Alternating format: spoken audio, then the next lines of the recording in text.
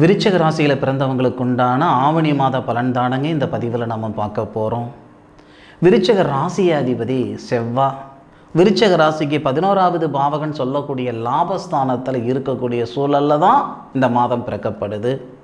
விருச்சிக ராசியாதிபதி செவ்வாய் விருச்சிக ராசிக்கு 11வது பாவகன் சொல்லக்கூடிய லாபஸ்தானத்தில் அஸ்தம் நட்சத்திரன்னு சொல்லக்கூடிய சந்திர பகவானுடைய சாரம் வாங்கி சந்திரமங்கல யோகமாக இருந்து உங்களுடைய ராசிக்கு 2வது பாவகத்தை பார்க்கக்கூடிய தருணத்தில் 2வது பாவகத்துக்கு அதிபதின்னு சொல்லக்கூடிய குரு உங்கள் ராசிக்கு 8வது பாவகத்தில் தனஸ்தானாதிபதி இருந்தாலும் திருமணகாரகன் சொல்லக்கூடிய சுக்கிர பகவானோட சேர்ந்து புனர்பூச நட்சத்திரம் சொல்லக்கூடிய தன்னுடைய சுய நட்சத்திரம் ஸ்ரீராமர் அவதரித்த நட்சத்திரத்தில் இருந்து உங்களுடைய ராசிக்கு 2வது பாவகத்தை குரு பகவானும் சுக்கிர பகவானும் பார்க்கக்கூடிய தருணத்தில் தான் உங்கள் ராசியாதிபதியும் உங்கள் ராசிக்கு 2வது பாவகத்தை பார்க்கிறார். இதனால் ஏற்படக்கூடியது சந்திரமங்கல யோகத்தில் செவ்வாவும் குருமங்கள யோகமாக குரு பகவானும் செவ்வாவுடைய பார்வை ராசிக்கு 2வது பாவகத்தில். கழுத்து பிடிக்கிற அளவுக்கு கடன் பிரச்சனை இருக்குது சாமி, இருக்கலாமா இருக்க வேணாமான்ற மனநிலையில் நான் இருந்துக்கிட்டு இருக்கிறேனுங்க, என் வாழ்க்கை என்னாகுன்னு தெரியல, என் வாழ்வாதாரம் என்னாகுன்னு தெரியலன்ற மன அழுத்தத்தில் இருக்கக்கூடிய விருச்சிக ராசியில் பிறந்தவங்களாக நீங்கள் இருந்தால் இதை விட ஒரு நல்ல நேரம் கண்டிப்பாக வராது. எப்படி அவ்வளோ கான்ஃபிடண்ட்டாக நம்ம சொல்கிறோம் அப்படின்னா, வேறு யாருக்குமே இல்லாத ஒரு பிரார்த்தம் விருச்சிக ராசியில் பிறந்தவங்களுக்கு உண்டு. தொழில் ஸ்தானாதிபதி சூரிய பகவானாக வர்றது ஆவணி மாதத்தில் மட்டும்தானங்க. சூரிய பகவான் விருச்சிக ராசியில் பிறந்தவங்களுக்கு தொழில் ஸ்தானாதிபதின்னு சொல்லக்கூடிய சூரிய பகவான் ஆட்சி நிலையில் வர்றது. அதை விட ஒரு அற்புதமான விஷயம் என்னன்னா, உங்களுடைய ராசியாதிபதி புதனுடைய ஆதிக்கத்தில் இருக்க லாபஸ்தானத்தில் லாபஸ்தானாதிபதின்னு சொல்லக்கூடிய புதன் ஆவணி மாதம் 9ஆம் தேதி சூரிய பகவானோட அதாவது தொழில் ஸ்தானாதிபதியோட சேர்ந்து புதனாதித்ய யோகம் அப்படின்ற ஒரு அற்புதமான யோகம் ஏற்படுது. உங்களுடைய ராசிக்கு 4வது பாவகன் சொல்லக்கூடிய லாபஸ்தானத்தை பார்க்கக்கூடிய மிக சிறந்த தருணம், மிக சிறப்பான தருணம். நல்லா ஒன்று புரிஞ்சுக்கோங்க, நான் முதல்ல சொன்ன மாதிரி நேர காலங்கள் மட்டும் சாதகமாக இருந்துருச்சுன்னு வச்சுக்கோங்களேன், ஆண்டியாக பிறந்தாலும் ஆண்டியாக வளர்ந்தாலும் அரசன் ஆயிடுவார். அதே நேர காலங்கள் பாதகமாக இருந்ததுன்னு வச்சுக்கோங்க, அரசனாக இருந்தாலும் ஒரு மாதத்தில் இல்லை ஒரே நாளில் ஆண்டி ஆகிடுவாங்க. இது நிறைய நம்ம பார்த்துருக்கோம். சந்தர்ப்பமும் சூழ்நிலையை தான் ஒரு மனுஷனுடைய தலையெழுத்தை தீர்மானிக்குதுன்னு சொல்லுவாங்க. விருச்சிக ராசியில் பிறந்தவங்களுக்கு பிரமாதமான ஒரு சந்தர்ப்பத்தை இந்த பிரபஞ்சம் தருது. நம்மக்கிட்ட என்னதான் திறமை இருந்தாலும் என்னதான் படிப்பு அதிகமாக நம்ம படிச்சிருந்தாலும் அதுக்கான சந்தர்ப்பத்தை இந்த பிரபஞ்சம் ஏற்படுத்திய போது தான் நம்மளால் சாதிக்க முடியும். சம்பாதிக்கிறது எல்லாரும் செய்கிறது தானே, யார் செய்யாமல் இருக்கா சொல்லுங்கள்? அவங்க சக்திக்கு தகுந்த மாதிரி அவங்களுடைய சம்பாதனை இருக்குது. ஆனால் சாதிக்கிறது அப்படி கிடையாது பாருங்கள். ஒரு ஊரில் ஒருத்தர் சாதிக்கிறது பெரிய விஷயம் இல்லை, 10 பேரில் ஒருத்தர் சாதிக்கிறது பெரிய விஷயம். ஆனால் இந்த விருச்சிக ராசியில் பிறந்தவங்க சாதிக்கிறதுக்குண்டான தருணத்தை இந்த பிரபஞ்சம் இந்த தருணத்தில் தரப்போகுது. அதாவது இவருக்கு என்ன வாய்களையே சொல்லிட்டு போகிறாரு, நமக்கு நடக்க மாட்டேங்குதே. நானும் இல்லைங்க, எந்த ஒரு ஜோதிடராக இருந்தாலும் உங்களுடைய சுய ஜாதகத்தில் இருக்கிற பலனை சொல்லலை, உங்கள் ராசிக்குண்டான பலன் தான் சொல்கிறோமே தவிர நீங்கள் எந்த நட்சத்திரத்தில் பிறந்தீங்க, என்ன தசையில் பிறந்தீங்க, இன்றைக்கி என்ன தசை நடக்குது, உங்களுடைய லக்னம் யார், லக்னாதிபதி யார் அப்படின்றது யாருக்கும் தெரியாது. இது உங்களுடைய சுய ஜாதகத்துக்கு உண்டான பலன் இல்லை, உங்கள் ராசிக்குண்டான பலன். 100% நமக்கு பலிதம் இல்லைனாலும் ஒரு 40%, ஏன் 20% பலிக்கும். இது ராசிக்குண்டான பலன் தான். இந்த நேரத்தில் முயற்சின்ற விதையை நீங்கள் விதைங்க. மண்ணில் போட்ட விதை மக்கி போனதாக சரித்திரம் கிடையாது, முட்டி மோதி வெளியே வந்துடும். அந்த மாதிரி இந்த தருணத்தில் உழைப்புன்ற விதையை நீங்கள் விதைக்கும் பொழுது வளர்ச்சின்ற விருட்சம் நிச்சயமாக வந்தே தீரும்.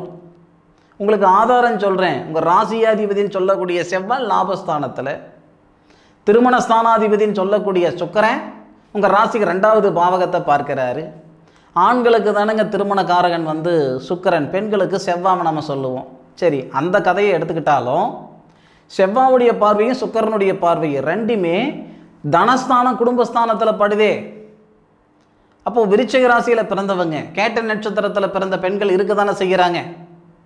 அப்போது விருச்சிக ராசியில் பிறந்தவங்களுக்கு திருமணத்தில் தடைகள் ஏற்பட்டுக்கிட்டு இருக்குது. திருமணமாகி பிரிஞ்சு போய் இருக்கிறாங்க, விவாகரத்துக்கு முயற்சி பண்ணிக்கிட்டு இருக்கிறாங்க, பிரிஞ்சு போன காதலர்கள் இருக்கிறாங்க. இந்த தருணத்தில் சங்கடங்கள் சரிப்படுத்திக்கிறதுக்கு உண்டான தருணத்தை இந்த பிரபஞ்சம் தரப்போகுது.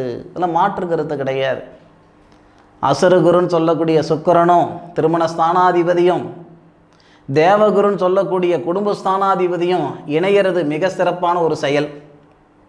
அதுபோக 12 வருஷத்துக்கு ஒரு முறை நடக்கக்கூடிய ஒரு நிகழ்வு. புனர்பூச நட்சத்திரம்ன்றது ஸ்ரீராமர் பிறந்த நட்சத்திரம், எல்லாருக்கும் தெரியும்.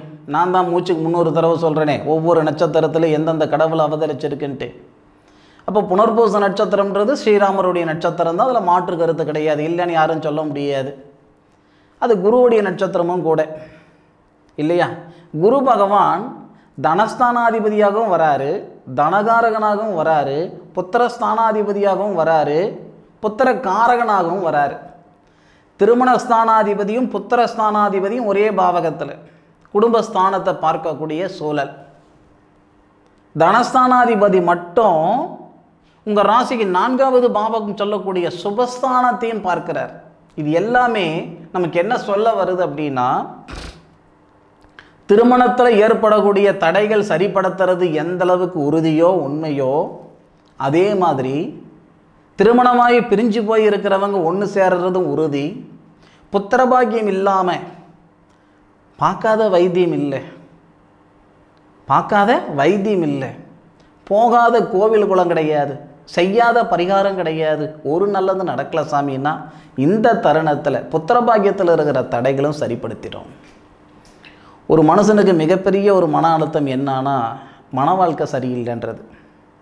2வது மன அழுத்தம் என்னன்னா மன வாழ்க்கை இருக்குது, குழந்தை பாக்கியம் இல்லைன்றது.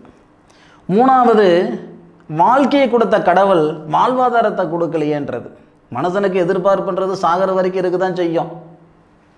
உசுறு போகும்போது கூட எப்படா உசுறு போகும், கரெக்டாக கேள்வி சொல்லுது.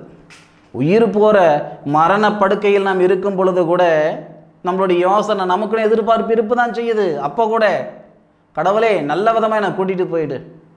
மனுஷனுக்கு சாகர வரைக்கும் எதிர்பார்ப்புகள் இருக்க தான் செய்யும். ஒவ்வொருத்தருக்கும் ஒவ்வொரு விதமான எதிர்பார்ப்பு. இந்த பிரபஞ்சம் எல்லாருக்கும் எல்லா நேரத்துலையும் சாதகமான பலன் தராது.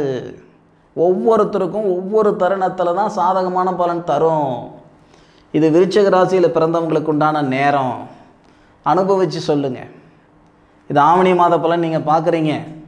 ஆவணி மாதம் முடிச்சுட்டு புரட்டாசி மாதம் பலன் நான் சொல்லும்போது பலன் சொல்கிறதுக்கு நான் தகுதியானவனா இல்லை பலன் சொல்கிறதுக்கு தகுதி இல்லாதவனான்றது நீங்கள் அன்னைக்கு கமெண்ட்டில் சொல்லுங்கள். தம்பி நீ சொன்னது சரியாக இருந்ததுயா, நடந்ததுயா அப்படின்ட்டு எத்தனை பேர் சொல்கிறீங்க? நீ சொன்னது ஒன்று கூட நடக்கலடா, நீ ஜோசிகாரனா இருக்கிறதுக்கே பிரயோஜனம் இல்லை அப்படின்ட்டு எத்தனை பேர் சொல்கிறீங்கன்ட்டு அவசியம் நான் பார்க்குறேனுங்க.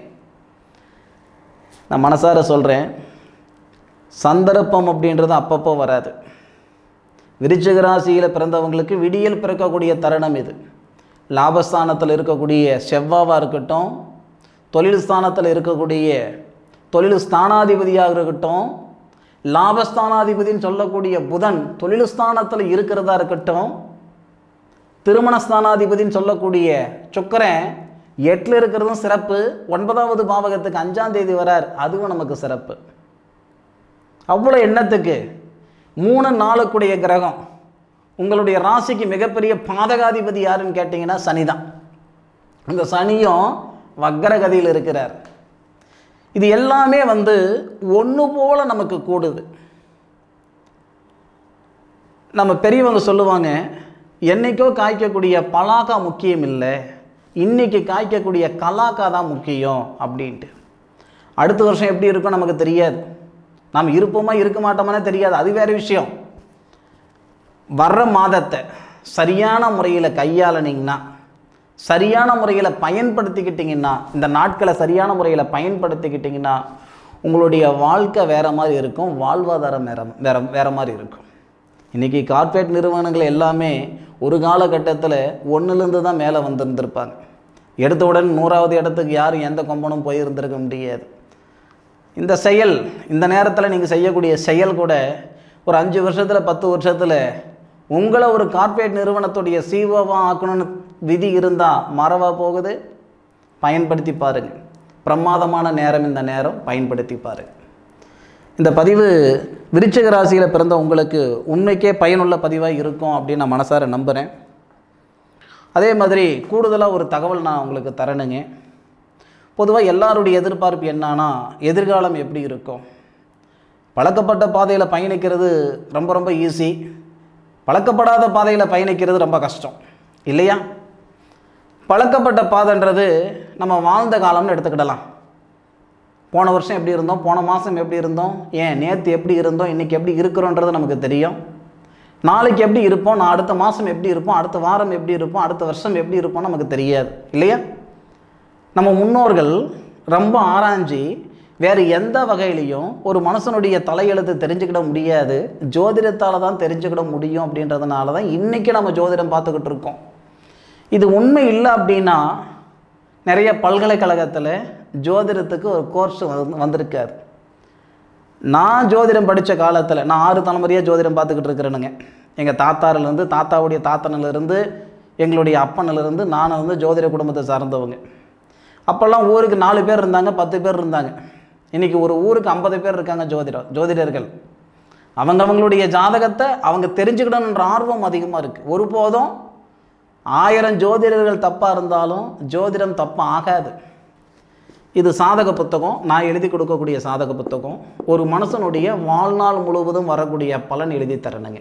என்ன பலன் அப்படின்னா, நம்ம ஜாதகம் பார்க்குற மாதிரி இருக்காது, அது வேறு விஷயம். தசாபுத்தி பலன். நம்ம விருச்சிக ராசியில் பிறந்திருக்கோம். விஷாக நட்சத்திரத்தில் பிறந்திருந்தால் குரு தசை, அனுச நட்சத்திரத்தில் பிறந்திருந்தால் சனி தசை, கேட்டை நட்சத்திரத்தில் பிறந்திருந்தால் புதன் தசை. புதன் தசை எப்படி இருந்திருக்கும்ன்றது உங்களுக்கு தெரியும். புதனுக்கு அப்புறம் வரக்கூடிய அந்த கேது தசை எப்படி இருக்கும், கேது தசையில் வரக்கூடிய புத்திகள் எப்படி இருக்கும், சுக்கரனுடைய தசை எப்படி இருக்கும், சுக்கரனுடைய தசையில் வரக்கூடிய புத்திகள் எப்படி இருக்கும், எல்லாமே பிரமாதமாக, ரொம்ப ரொம்ப பிரமாதமாக புலிப்பாணி ஐயா வழிகாட்டில் படி அவருடைய கவி போட்டு இன்னைக்கு எல்லாம் புழக்கத்தில் இருக்கக்கூடிய தமிழ் எழுத்துக்கள் சரிங்களா, பிரமாதமாக அந்த தமிழில் அருமையாக இந்த சாதகத்தை எழுதி தரணுங்க. வாழ்நாள் முழுவதும் இருக்கக்கூடிய வாழ்க்கை பலனோட இந்த சாதகம். இது ஒருத்தருடைய சாதக நோட்டு. என்னடா இம்புட்டு பெரிய புத்தகம் காட்டுறாரே, டைரியான்னு நினைக்காதீங்க. ஒருத்தருடைய சாதக நோட்டு 116 பக்கம் கொண்டது. நோட்டே 600 கிராம் வருதுங்க. வெயிட்டே 600 கிராம் வருது. ஒத்த பேப்பரில் சாதகம் எழுதுகிற காலத்தில் நாம் இருக்கோம். ஒரு பேப்பரில் ஜாதகம் வச்சுருக்கிறாங்க, இதுதான் எங்கள் ஜாதகன்றாங்க. அது வேண்டாம்.